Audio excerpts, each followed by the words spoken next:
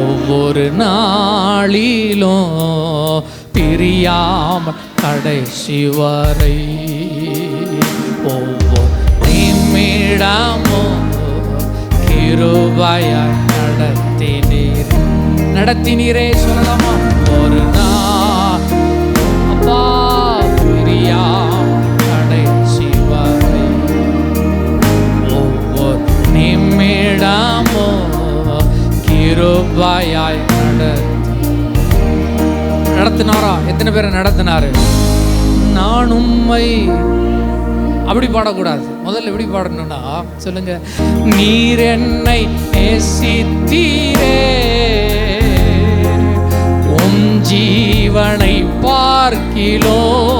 சொல்லுங்க உணர்ந்து, நீர் என்னை நேசித்தீரே, உம் ஜீவனை பார்க்கிலோ.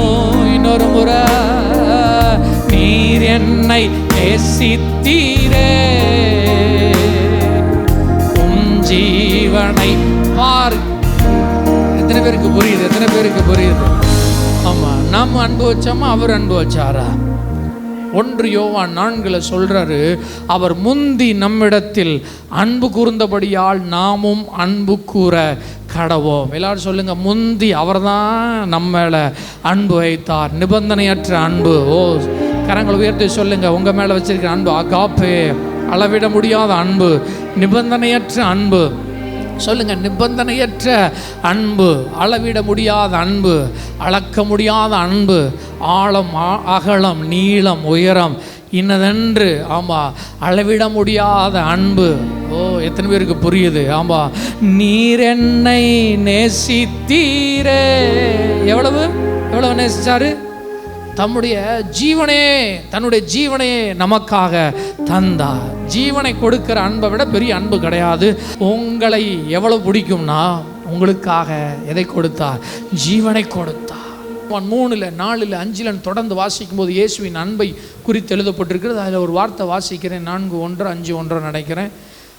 நாம் தேவனுடைய பிள்ளைகள் என்று அழைக்கப்படுவதினாலே. நம்ம உடனே கேட்போம், அன்பு வச்சார் சொல்றீங்க, ஜீவனை கொடுத்தாருங்கிறீங்க. அது 2000 வருஷத்துக்கு முன்னாடி உள்ளது. இப்போ நான் எப்படி அதை ருசிக்க முடியும் அப்படின்னா, யோவான் சொல்றாரு, நீங்கள் தேவனுடைய பிள்ளைகள் என்று அழைக்கப்படுவதினாலே. எல்லாரும் என் கூட சேர்ந்து சொல்லுங்க, நீங்கள் தேவனுடைய பிள்ளைகள் என்று அழைக்கப்படுவதினாலே. மறுபடியும், நீங்கள் தேவனுடைய. ஓ, சத்தமாக சொல்லுங்க. வாரத்தில் எவ்வளோ நாள் சொல்ல முடியுமோ, நாளில் எவ்வளோ நாள் சொல்ல முடியுமோ அவ்வளோ நாளும் எதிர்மறையான சூழ்நிலைகளை போராடி கொண்டு இருக்கிறவர்கள், நான் உங்களுக்கு ரகசியம் சொல்லித்தர்றேன். வாய்களை திறந்து சொல்லணும், நான் தேவனுடைய பிள்ளை, நான் அப்பாவின் பிள்ளை, நான் அவருடைய செல்ல பிள்ளை. கையை தட்டுனா நல்லா தட்டி இதை சொல்லியே நீங்கள் ஜெயிச்சிடலாம். சொல்லியே கடந்து வந்துடலாம்.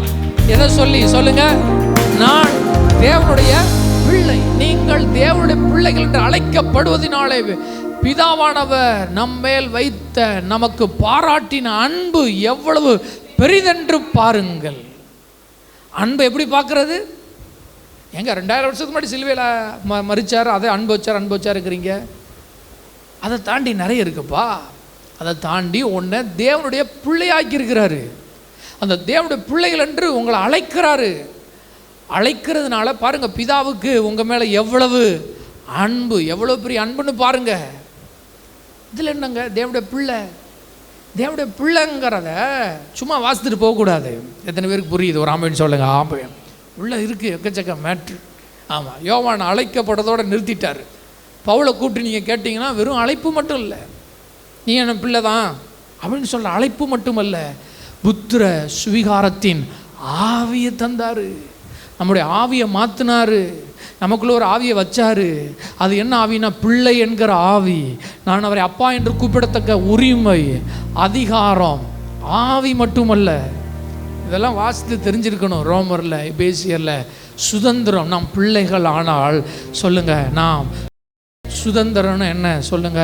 சொத்துக்கு பங்குள்ளவர்கள். ஆமாம், யாருடைய சொத்துக்கு பங்குள்ளவர்கள்? சொத்து இல்லை, எனக்கு ஒன்றுமே இல்லை. இயேசுடைய சொத்துக்கு எல்லாம் உரிமைதாரர் யாரு?